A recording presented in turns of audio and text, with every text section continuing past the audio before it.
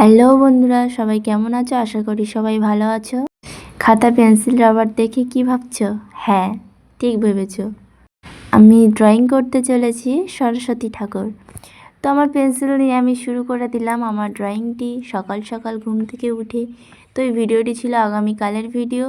তো এর কিছু প্রবলেমের জন্য আমি ভিডিওটা তোমাদের সঙ্গে শেয়ার করিনি।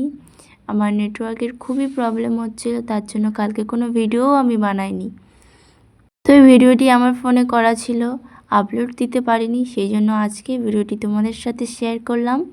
ভিডিওটি দেখে তোমরা বুঝতে পারছো যে কিছু কিছু জিনিস আমি মিস্টেক দিয়েছি, যেমন ড্রয়িংয়ের স্টেপ বাই স্টেপ তোমাদেরকে দেখানো হয়নি। কিভাবে ড্রয়িংটা প্রথম থেকে আমি শুরু করলাম সেটাও দেখানো হয়নি। কিছু কিছু স্টেপ শুধু তুলে ধরা হয়েছে। এই সমস্যাটা হওয়ার কারণ হলো আমি একটা হাতে ড্রয়িং করছিলাম আর একটা হাতে ফোনের ক্যামেরাটা ধরেছিলাম। তো যখন ড্রয়িং করছিলাম ক্যামেরাটা বারবার এদিক ওদিক হয়ে যাচ্ছিল, সেই জন্য আমি ক্যামেরাটা অফ করে যতটুকু পাচ্ছি ড্রয়িং করে ফের তোমাদের কাছে ক্যামেরা অন করে ভিডিওটা ফোনে ক্যামেরাবন্দি করার চেষ্টা করেছি।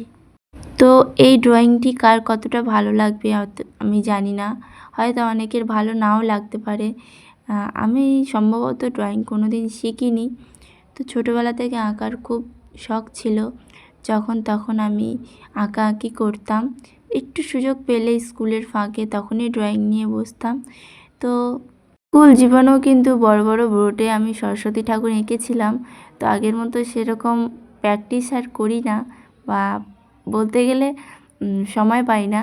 তো যাই হোক, যতটুকু পেরেছি তোমাদের সাথে আমি শেয়ার করার চেষ্টা করেছি। তো ভালো লাগলে অবশ্যই একটু লাইক কমেন্ট শেয়ার করে পাশে থাকবেন। এই যে হচ্ছে সেই আমার লাস্ট। সবাইকে টাটা।